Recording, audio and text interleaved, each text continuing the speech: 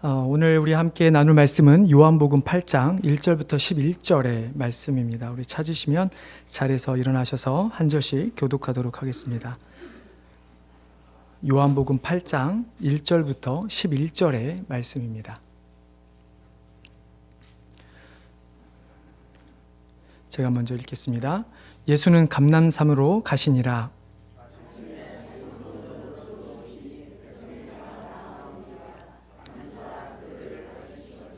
서기관들과 바리새인들이 음행 중에 잡힌 여자를 끌고 와서 가운데 세우고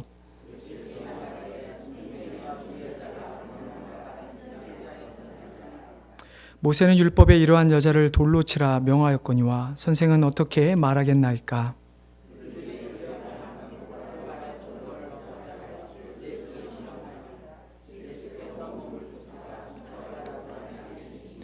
그들이 묻기를 맞이 아니하는지라. 이에 일어나 이르시되 너희 중에 죄 없는 자가 먼저 돌로 치라 하시고 그들이 이 말씀을 듣고 양심의 가책을 느껴 어른으로 시작하여 젊은이까지 하나씩 나가고 오직 예수와 그 가운데 섰는 여자만 남았더라.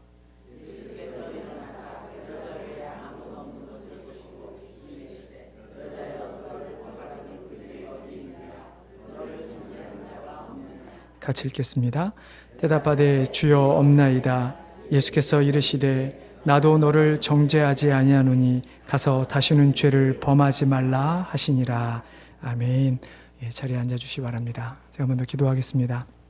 하나님, 이 시간에 말씀을 듣기를 원합니다. 전하는 자나 듣는 자나 우리의 생각대로 듣고 또 우리의 생각대로 말하지 않게 하여 주시고 오직 하나님께서 들려주시는 음성을 듣고 또 그것을 말하여서 오직 하나님께만 영광 돌리는 귀한 말씀의 시간 될 수 있도록 도와주시옵소서. 감사하며 예수님의 이름으로 기도드리옵나이다. 아멘.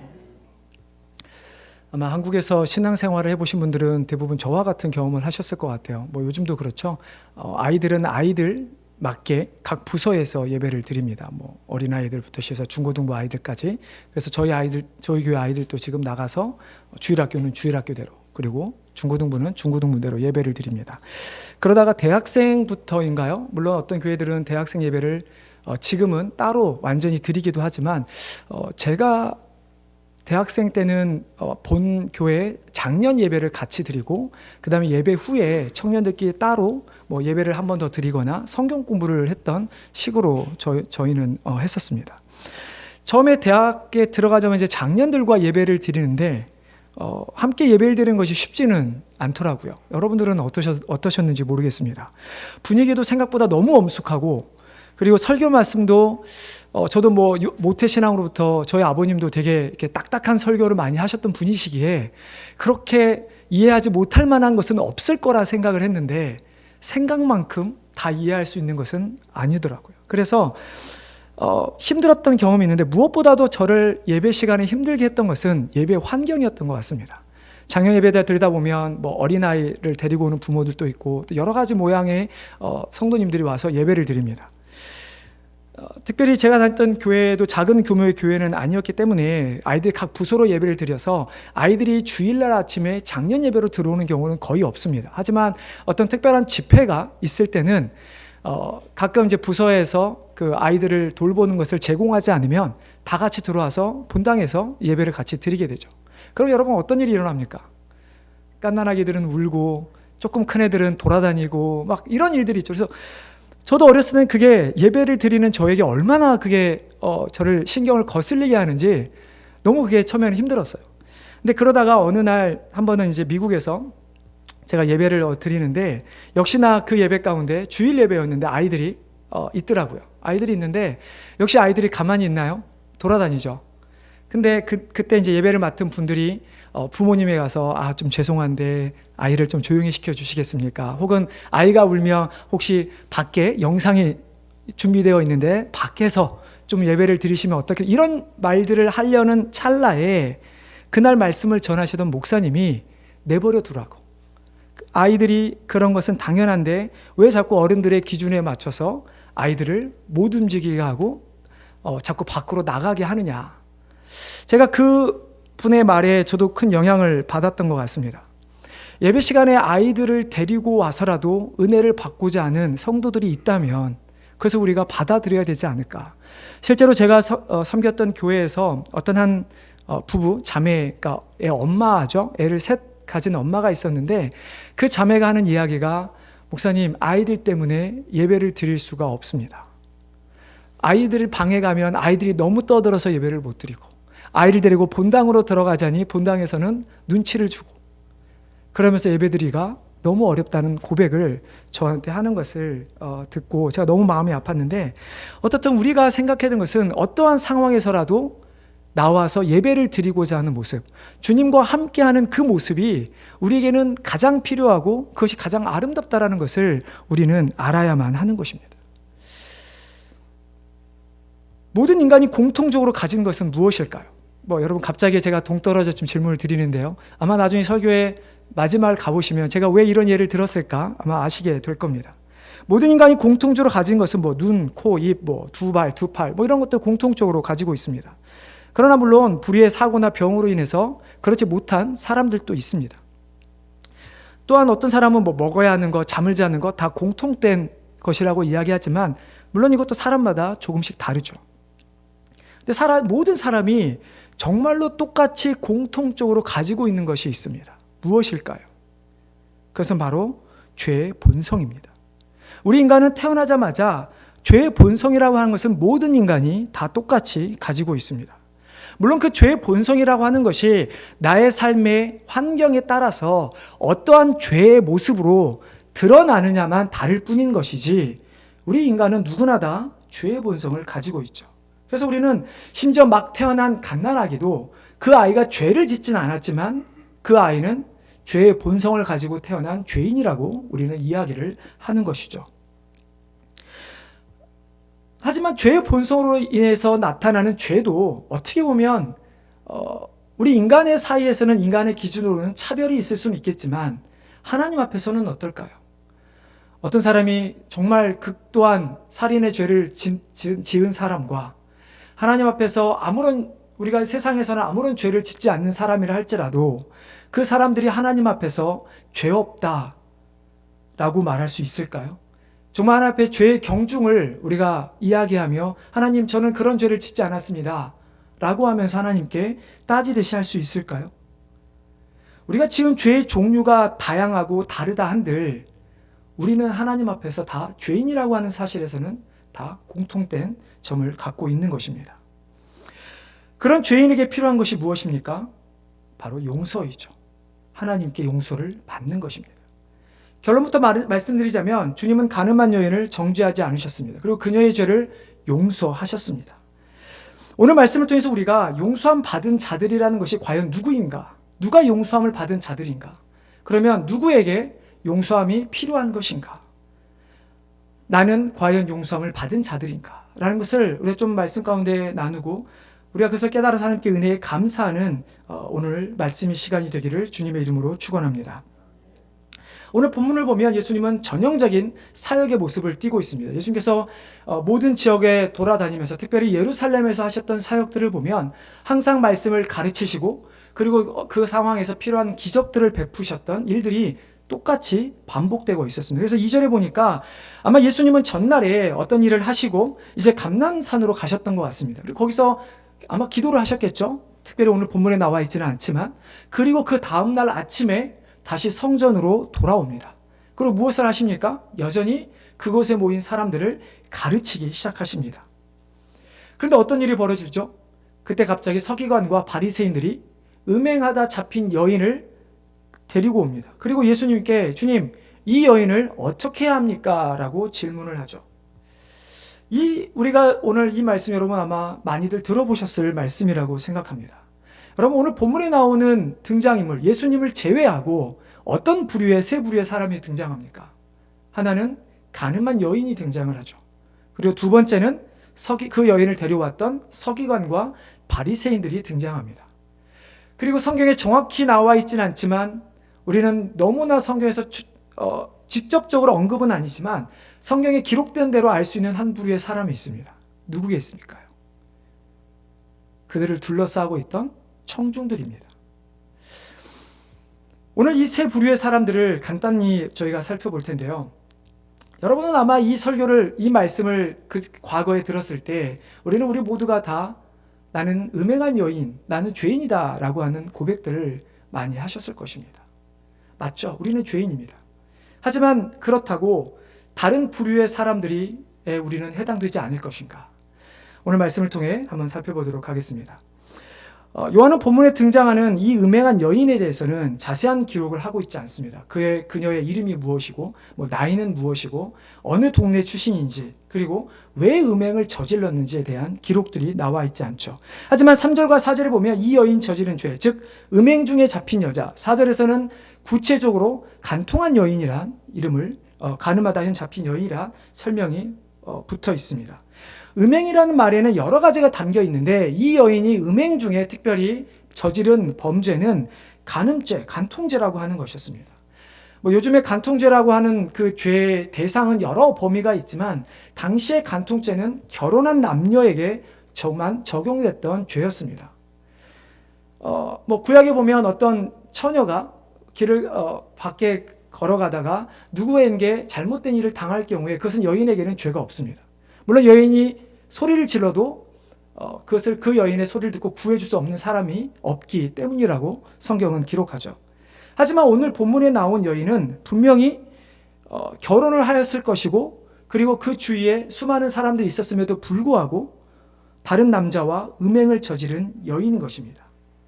근데 여러분 이 말씀 보면서 이상한 것이 있지 않습니까? 여자분들이 아마 대부분 금방 말씀하실 것 같은데 간음한 남자가 등장하지는 않습니다. 물론 가끔 이래서 어떤 분들은 간음죄에 대해서 남자는 좀 더 자유롭다 이렇게 이상한 이야기를 하는 분들도 있지만 왜 본문에 남자가 등장하지 않았을까? 이것을 본문에서는 어렵지만 시대적인 배경으로 봤을 때 아마 제 생각에는 여인의 사회적 지위가 당시의 남자보다 낮았다라는 것을 우리는 잘 알고 있습니다.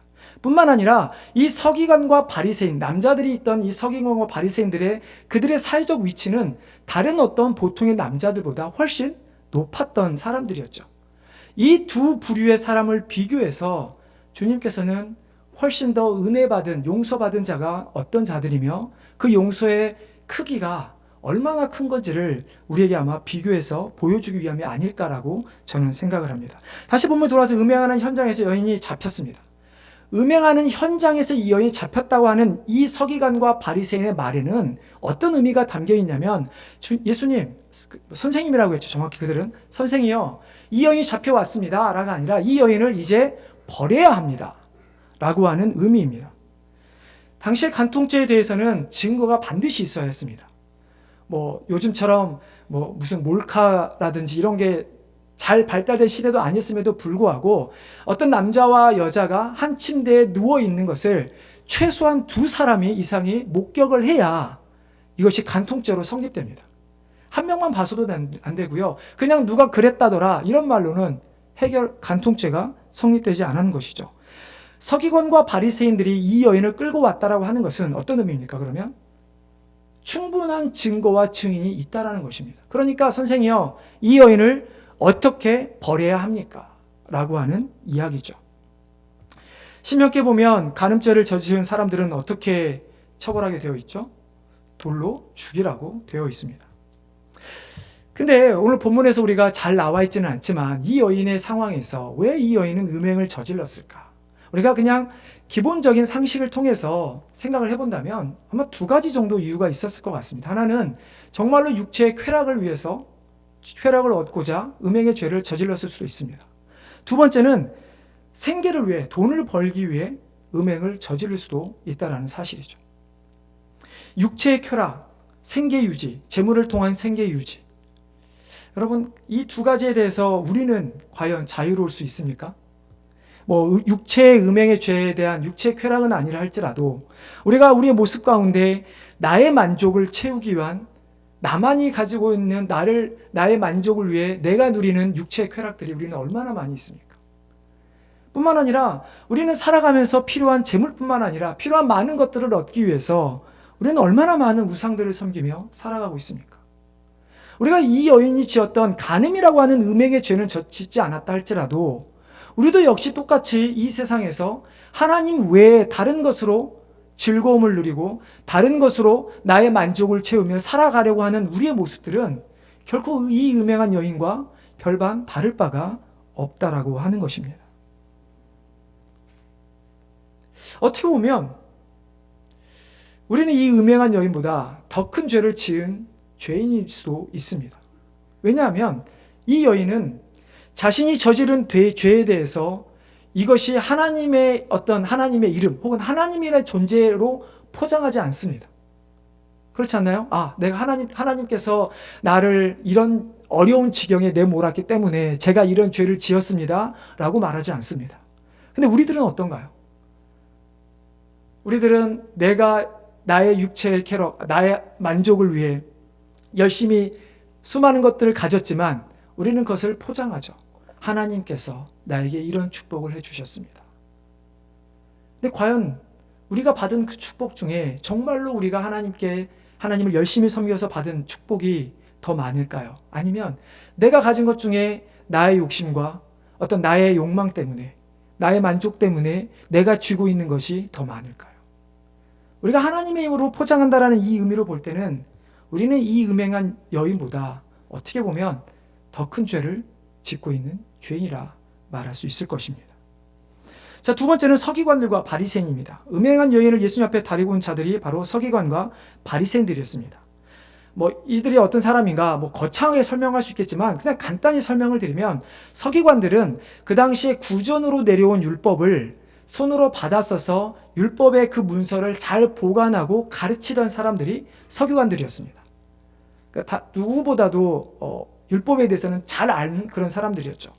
바리새인들은 어떤 사람입니까? 이 사람들은 바리새인이라고 하는 이 말에는 구별되다라는 의미가 들어있습니다. 무엇으로 구별되는가? 이 사람들은 자신의 평생을 오직 율법을 지키는 것으로 자신들을 헌신한 사람들입니다. 그러니까 율법을 지킴에 있어서는 다른 누구보다도 되었던 사람들, 자신들이 의로웠던 사람들이 바로 바리새인들이었죠. 자, 이 두 부류의 사람들은 어찌됐든 누구보다 율법을 잘 알던 사람이었죠. 자, 이들이 예수님 앞에 음행한 여인을 끌고 온 이유는 무엇이었을까요? 그렇게 율법을 잘 아는데 그들이 율법에서 음행한 여인을 향한 죄의 그 판결, 심판, 그거를 몰라서 예수님 앞에 이 여인을 끌고 왔을까요? 오늘 본문에 보면 예수님을 고발할 조건을 얻기 위함이라고 예수님을 시험하기 위해서 이 여인을 끌고 왔습니다. 이들은 왜 예수님을 모함하려고 하는 것일까? 요한복음 1장부터 오늘 본문에 오기까지의 내용들을 보면 예수님께서는 수많은 기적 통해서 죄인들을 용서하시고 그들을 부르셔서 회개시키는 일들을 하셨습니다. 그리고 뿐만 아니라 예수님은 나를 믿어야 너희들 영원히 목마르지 않을 것이다. 영원히 줄이지 않을 것이다. 라고 하는 자신이 메시아이심을 계속해서 선포하셨습니다. 그런 중에 종교 지도자들의 외식함에 대해서도 계속 질책하셨죠. 그래서 본문 앞장인 7장을 보면 어떤 일이 일어나냐면 대제사장들과 바리새인들이 자신들의 종을 보내서 예수님을 끌어오게 합니다. 근데 이 종들이 막상 예수님을 잡으러 갔는데 예수님이 하신 말씀에 마치 감화된 거죠. 그래서 그들이 돌아와서 자신들의 상전에 고하기를 우리가 그 사람에게 봤는데 그 사람이 말하는 것이 그 말한 것처럼 다 똑같더이다. 어떤 해도 저 범하지 않고 그 사람이 말한 것이 그대로 똑같습니다라고 이야기를 하는 것입니다. 그랬더니 그 종교 지도자들이 뭐라고 하느냐? 너희들도 그 사람에게 미혹되어 있느냐라고 말을 하죠. 이처럼 그들에게 입장에서 보면 이 예수라고 하는 이 존재는 자신들이 지금까지 믿었던 모든 것을 다 부정하는 일이 벌어지는 것이고 자신들이 기다렸고 자신들이 했던 그 메시아라는 존재에 대해서 어떻게 보면 환상이죠. 그 환상을 깨버린 그 사람이 바로 예수라고 하는 사람이었습니다. 오히려 자기들을 세워야 하는데 자기들은 낮추고 오히려 죄인들은 자신에게 찾아온 죄인들을 높이는 예수님을 바라보면서 그래서 결국 이들은 예수님을 싫어했고 예수님을 시험한 것이죠. 그래서 예수님 앞에 그 여인을 데려와서 그들이 하는 말을 한번 우리 보도록 하겠습니다. 3절부터 5절 말씀입니다. 우리 한번 같이 읽어보겠습니다. 자, 시작.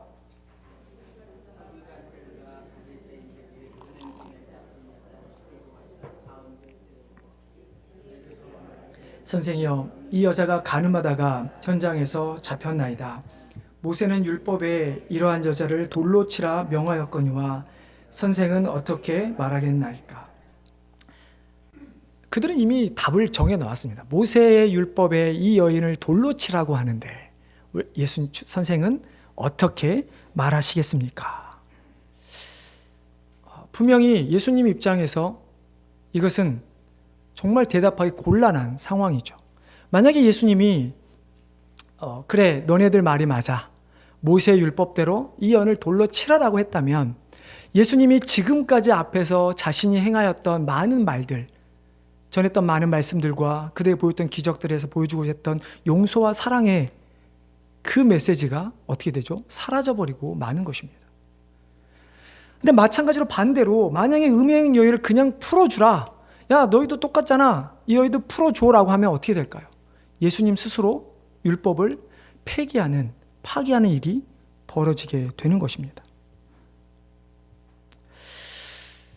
자, 우리는 이 본문을 보면서 아까 말씀드렸죠. 우리는 이 음행한 여인에 대해서 우리는 우리 자신들을 많이 대입을 하며 살아갑니다.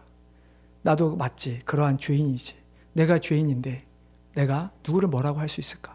근데 오늘 본문을 보면 우리는 역시 또한 우리 스스로가 이 오늘 음행한 여인을 끌고 온 바리새인과 서기관과 똑같다라는 사실도 우리는 알아야 합니다. 그들은 자신의 종교적 행위를 인정받기 위해서, 자신이 옳다고 믿는 것을 보여주기 위해서 그들이 할 수 있는 것은 남에게 보이는 일들인데, 그 자신들의 옳음을 누군가 공격했을 때 그들은 어떻게 그것을 증명할 수 있을까요? 누군가 죄를 지은 사람을 앞에 세워서 자, 봐라, 이들은 죄를 지었지만 우리는 죄를 짓지 않았다 라고 의로움을 보여주는 것입니다. 그래서 이들은 예수님 앞에 예수님을 잡을 뿐만 아니라 이 음행한 여인을 데려옴을 통해서 예수님, 선생, 당신의 생각과 당신의 행동이 틀렸고 우리가 옳다라는 것을 그들은 주장하기 원했다라는 것이죠. 만약에 그들이 율법에 나타난 하나님의 마음, 그러니까 율법의 기능을 그들이 서기관과 바리새인이 정확히 알고 있었다면 과연 그들이 이러한 행동을 했을까요? 여러분, 율법의 기능이 무엇인가요? 율법은 우리로 하여금 죄를 깨닫게 하는 기능을 갖고 있는 것입니다. 내가 율법을 지킴을 통해서 내가 하나님 앞에 의롭다함을 드러내는 것이 아니라, 율법은 내가 그 율법을 지키지 못하는 연약한 존재이기 때문에 나는 하나님 앞에 죄인일 수밖에 없다는 것을 고백하게 하는 것이 율법의 기능이죠. 자, 음행한 여인이 아닌 그들은 그러면 어떻게 합니까? 그들은 그들 스스로가 율법을 너무나 잘 알고 있던 그들이 음행한 여인을 예수님 앞에 데려갈 것이 아니라 자신들 스스로가 주님 앞에 죄인임을 고백해야만 했다는 말씀입니다. 근데 그들은 전혀 그렇지 않았죠. 만약 우리가 음행한 여인과 같은 죄인이라고 생각한다면 당연히 우리가 주님 앞에 우리의 죄를 들고 나가서 고백하는 것은 당연한 것입니다. 그렇죠, 여러분? 여러분 그렇지 않습니까? 죄를 지으면 하나님 앞에 회개하고 기도하는 것이 우리의 모습이 아닙니까? 하지만 우리의 모습 가운데 바리새인과 서기관처럼 우리가 의롭다 한다면 우리는 어떻게 될까요? 주님, 나는 제외하고 이 사람 보십시오. 이 사람 이런 죄를 짓고 사는데 주님 어떻게 하시겠습니까? 과연 이것이 우리가 해야 하는 말일까?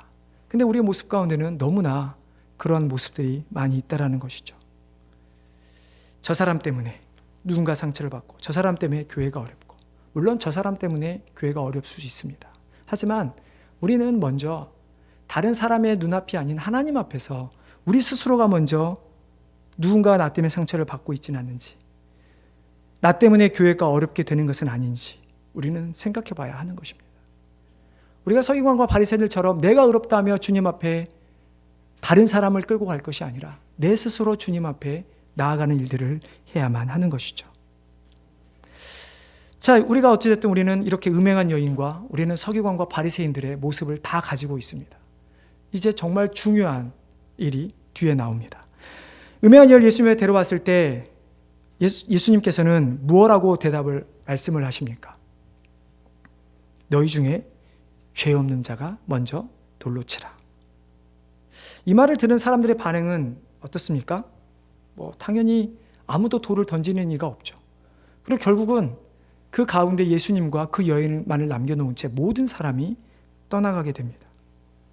요한은 그들이 이렇게 이야기를 하죠. 그들이 이 말씀을 듣고 양심의 가책을 느껴 어른으로 시작하여 젊은이까지 하나씩 하나씩 나가고 오직 예수와 그 가운데 섰는 여자만 남았더라. 주위에 있던 많은 사람들이 음행의 죄를 짓지 않았다 하더라도 그들 스스로 양심의 가책, 즉 자신이 죄인임을 깨닫게 된 것입니다. 왜 거기에 있는 사람이 떠났을까요? 말씀처럼 자기의 죄 때문이죠. 자, 근데 여기서 우리가 정말 중요하게 생각하는 것이 있습니다. 음행한 여인도 죄인입니다. 서기관과 바리새인들도 죄인입니다. 그리고 그 주위에 있었던 수많은 군중들도 자기들 스스로 죄인임을 고백했습니다. 마찬가지로 우리도 죄인입니다. 그런데 지금 예수님 옆에 남아있는 사람은 누구입니까? 오직 음행한 여인, 한 여인만 남아있습니다. 여러분, 우리에게 필요한 것이 무엇인가요? 우리에게 필요한 것은 용서입니다. 그런데 정작 주님 옆에 있는 것은 누구인가요? 오직 음행한 여인만 남아있다라고 하는 것입니다. 분명히 본문에 모든 사람이 다 자기 스스로 죄인임을 고백한 상황입니다.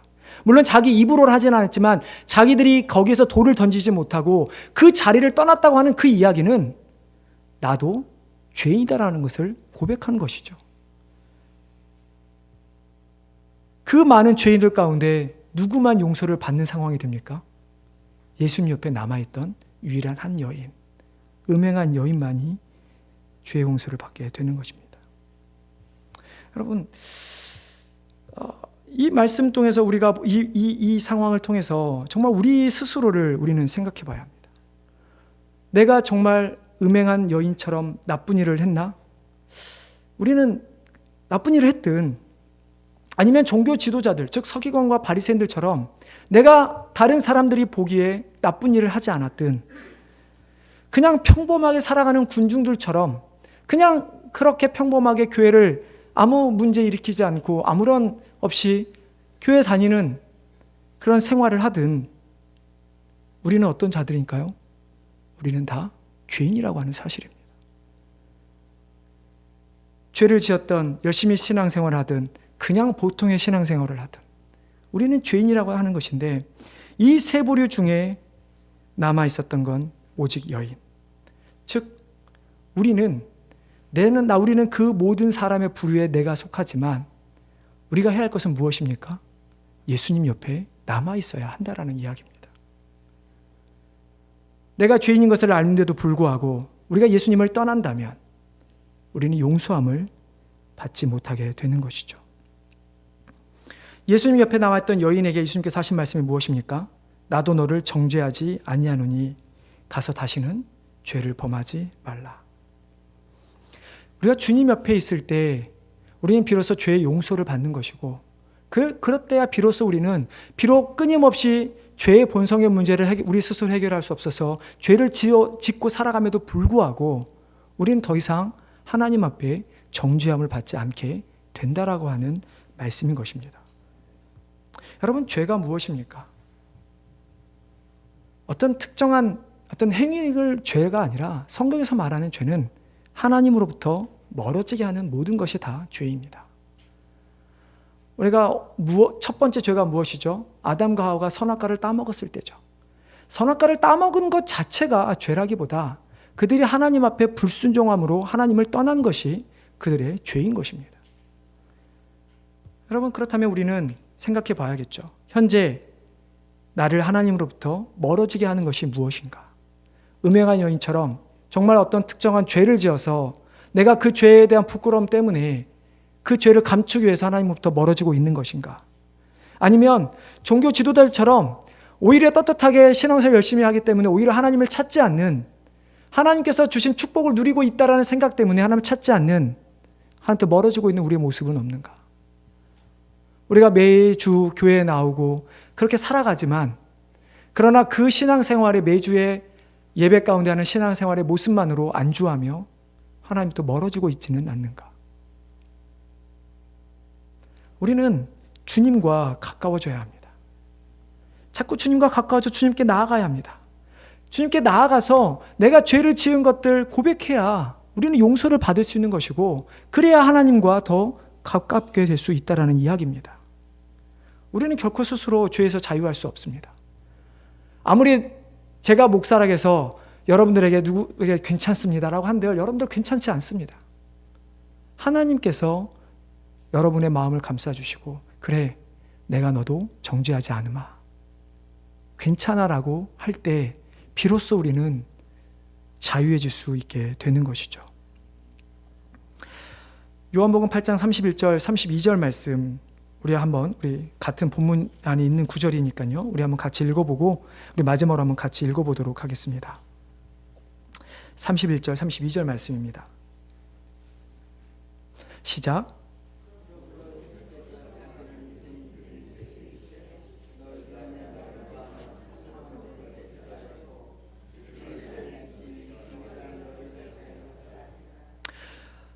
신학자들은 요한복음 7장 8장에 들여서 그들의 주제를 고른다고 한다면 보통 용서라고 하는 주제를 꼽습니다. 우리는 분명히 용서받을 죄인들입니다. 그것을 깨닫지 못하면, 내가 용서받을 죄인임을 깨닫지 못한다면 우리는 하나님의 은혜를 절대로 경험할 수가 없습니다. 내가 어떤 특정한 세상의 도덕법에 의해서, 세상의 법에 의한 죄가 아니라 할지라도 내 안에 있는 죄의 본성을 깨닫고 내 안에서 누군가를 끊임없이 깎아내리려고 하는 나의 모습, 혹은 끊임없이 세상의 것으로 만족하고자 하는 나의 모습, 그리고 그것을 위해 달려가는 나의 모습을 깨달으면서 그것이 결국 나를 하나님으로부터 멀리하게 한다라는 것을, 죄라는 것을 우리는 깨달아야 하는 것이죠. 우리가 그것을 깨달을 때 오늘 아까 8장 31절 32절 말씀처럼 우리에게 필요한 것은 진리신 예수 그리스도가 우리에게 필요한 게 된 것이고, 우리가 그분을 온전히 알게 될 때, 그분을 믿게 될 때 우리는 진정한 자유함을 누릴 수 있게 되는 것입니다. 여러분, 한번 제가 여쭤보겠습니다. 여러분은 스스로 죄인이심을 인정하십니까? 음행한 여인처럼 죄를 지은 우리는 죄인이고, 종교 지도자처럼 우리는 스스로 경건하다 했던 죄인들이며, 적당하게 살아가는 군중들처럼 적당하게 신앙생활하는 죄인이었던 것을 우리는 인정해야만 할 것입니다. 우리가 그렇게 인정할 때 예수님께서 어떻게 보면 음행한 여인이, 모르겠어요, 생각해보면 이 여인도 그냥 갈 수 있지 않았을까? 권중들이 다 떠났다면 이 여인도, 예수님이 분명히 이 여인의 입장에서는 재판관이 아니었을 텐데 그냥 떠날 수도 있었을 텐데 이 여인은 왜 남아있었을까? 라는 생각을 해봤을 때 어떻게 보면 예수님께서 그 여인을 잘 붙들어 주시지 않으셨을까? 라고 하는 생각도 해봅니다. 우리가 정말 그러한 죄인을 고백할 때 오히려 예수님부터 멀어지는 것이 아니라 우리가 죄를 고백만 한다면 우리는 예수님 안에 머물 수 있게 될 것입니다. 그렇게 우리에게 사랑을 베푸시고 우리를 용서하신, 그래서 우리를 끝까지 지켜주셨다 하신 그 주님 앞에 우리 죄를 고백하며 나아갈 때 하나님께서 우리를 사랑해 주시고 품어주시는, 마치 이사야서 말씀은 독수리의 날개치며 날개오른 그 날개 품 안에 품은 그 새끼 독수리처럼 우리를 품어주시는 그 하나님의 은혜가 정말 우리 성도들 가운데 마음껏 누리시며 정말 이 세상에 살아가는데도 불구하고 자유함을 누리시는 우리 귀한 성도 되시기를 주님의 이름으로 축원합니다. 하나님,